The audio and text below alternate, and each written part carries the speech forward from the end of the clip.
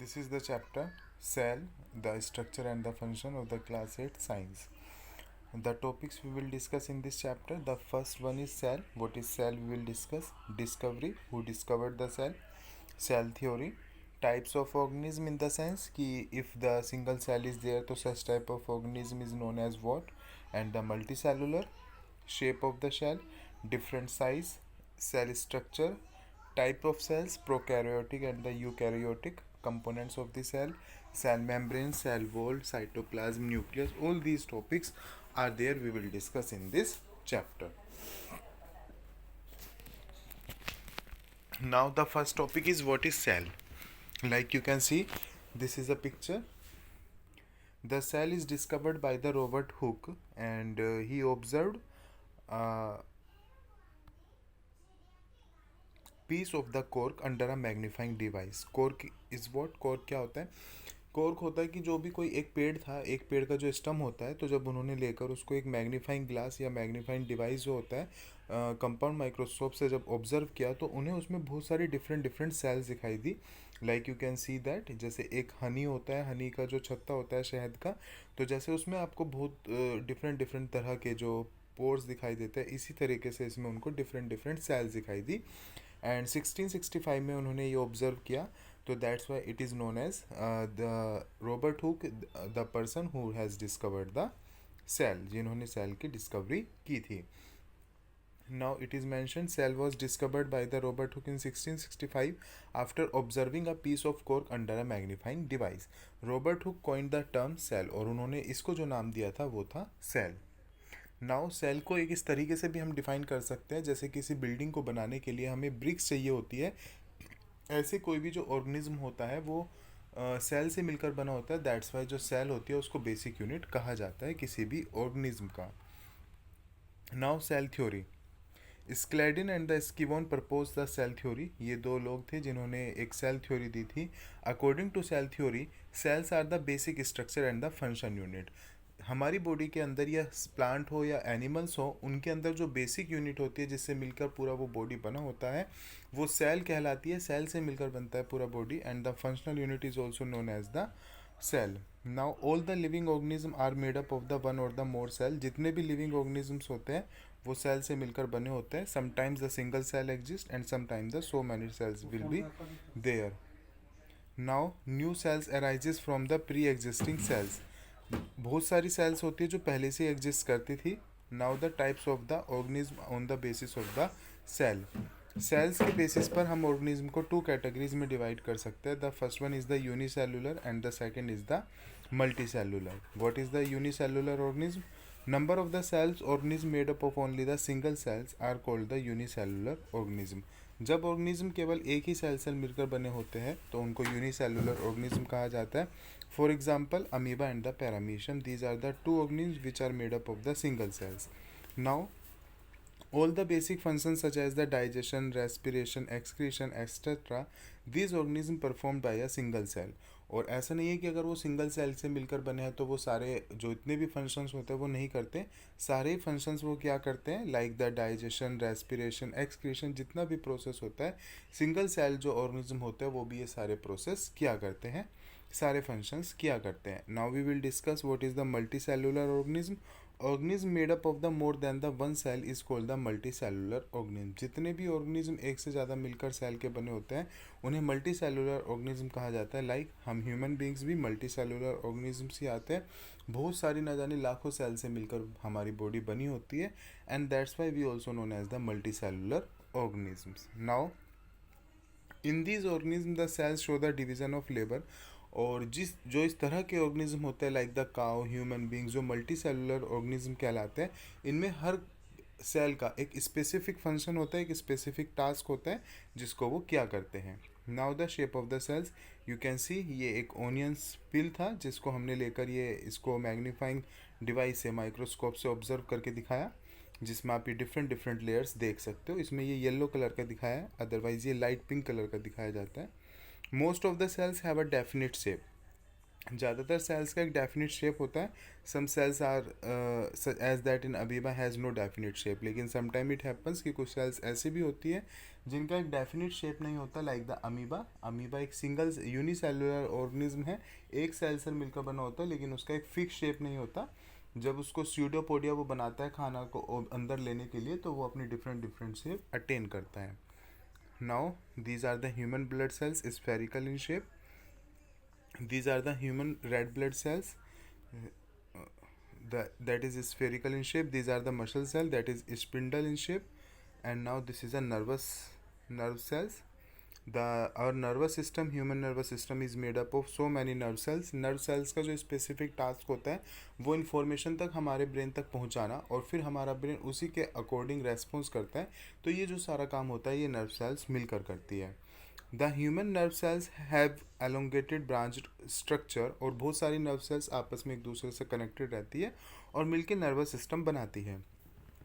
In plants and bacteria the cell is enclose in a protective covering called the cell wall. और अगर हम plants और bacteria की बात करते हैं तो सेल एक एनक्लोज रहता है, सेल के ऊपर एक प्रोटेक्टिव लेयर रहती है जिसे सेल वॉल कहा जाता है, which give the shape and the rigidity to the cell. जिसकी वजह से ही जो सेल होती है, सेल को एक शेप मिलती है और एक उसको रिजिडिटी, एक हार्डनेस मिलती है, just because of cell wall. और सेल वॉल क्योंकि एक सेल को प्रोटेक्टिव लेयर, एक प्रोटेक्शन का काम करती है सेल के लिए, बाहर के कोई भी अननेसेसरी सब्सटेंस सेल से रिएक्ट नहीं कर पाते just because of cell wall.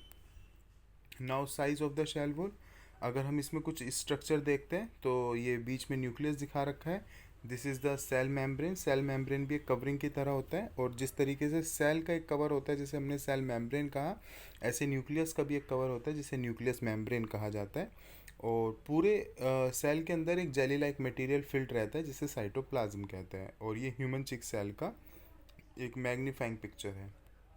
Now sales के बहुत डिफरेंट डिफरेंट साइज़ होते हैं. अगर हम बात करें छोटे साइज़ की, तो जो स्मॉलेस्ट सेल है वो 0.1 से लेके 0.5 माइक्रोमीटर तक हो सकती है.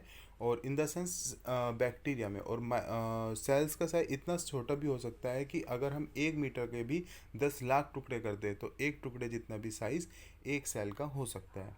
The largest cell is the size of the 170 mm to 130 mm, which is the egg of an ostrich. World में लार्जेस्ट सेल जो कही जाती है वो ऑस्ट्रिच के एग को कहा जाता है, क्योंकि एग को हमेशा एक सेल ही कंसिडर किया जाता है, चाहे वो हैन एग हो या ऑस्ट्रिच एग हो, तो एग को हमेशा एक सेल माना जाता है. और वर्ल्ड में सबसे जो बड़ा एग सेल है वो ऑस्ट्रिच का होता है, जो जिसका साइज़ 170 mm टू 130 mm होता है.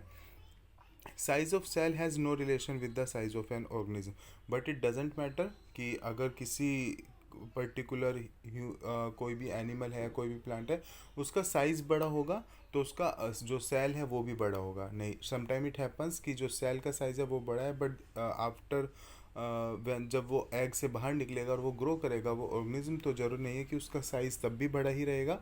And second we can say that कि अगर हम एलिफेंट और एक रैट के सेल्स की बात करें, तो जो एक चूहे और हाथी का जो सेल्स होता है वो लगभग कई बार सेम साइज़ का और सेम फंक्शन करता है. इट डजेंट मैटर कि एलिफेंट का साइज़ बड़ा है तो उसका सेल का साइज़ भी बड़ा होगा, बिकॉज कई बार ऐसा होता है कि बहुत सारे सेल मिलकर एक स्पेसिफिक टास्क को मिलकर करते हैं. तो ऐसा ही होता है कि एलिफेंट का साइज़ बड़ा है तो बहुत सारे सेल मिलकर एक स्पेसिफिक टास्क और एक पर्टिकुलर शेप ले लेते हैं. बट अगर हम बात करें एक सिंगल सेल के साइज़ के उस टाइम पर, तो रैट के केस में और एलिफेंट के केस में साइज़ सेम रहता है. Now the cell structure and the functions. In multicellular organism each organ system is made up of the several organ. हर एक ऑर्गन सिस्टम बहुत सारे ऑर्गन से मिलकर बना होता है. ऑर्गन टिश्यू से मिलकर बने होते हैं और टिश्यू सेल से मिलकर. तो इसकी अगर हम एक स्पेसिफिक चैन देखें तो सेल से मिलकर बना टिश्यू, टिश्यू से बना ऑर्गन, ऑर्गन से organ system, and after then organism. Now the number of cell organism made up of only a single cell. जब कभी भी कोई ऑर्गेनिज्म केवल एक सेल से मिलकर बनेगा तो उसे यूनिसेलुलर ऑर्गेनिज्म कहा जाता है. एग्जाम्पल पर अमीबा और पैरामीशियम दोनों ही यूनिसेलुलर ऑर्गेनिज्म है. Single cell in unicellular organism perform the basic functions. और वो सारे ही काम करते हैं. Organism made up of more than the one cell is known as the multicellular. और अगर एक से ज़्यादा सेल से मिलकर वो बने तो उन्हें मल्टी सेलुलर कहा जाएगा. Types of cells. There are two types of cell. First one is the prokaryotic and the second is eukaryotic. Prokaryotic cell किन्हें कहा जाता है? प्रो का मतलब होता है जो लाइक जो बहुत पुरानी सेल्स से जिनका जो न्यूक्लियस होता है उसका एक स्पेसिफिक शेप नहीं होता, उन्हें प्रोकैरियोटिक सेल कहा जाता है। Cell which do not have a well defined nuclear membrane, जो इनके अंदर जो न्यूक्लियस है, तो न्यूक्लियस का जो एक कवरिंग होता है एक फिक्स्ड, एक वेल डिफाइंड न्यूक्लियर मेम्ब्रेन नहीं है, जिसकी वजह से जो न्यूक्लियर मटेरियल है वो साइटोप्लाज्म में कहीं भी फ्रीली पाया जाता है, एक स्पेसिफिक जगह और एक स्पेसिफिक शेप नहीं रखता।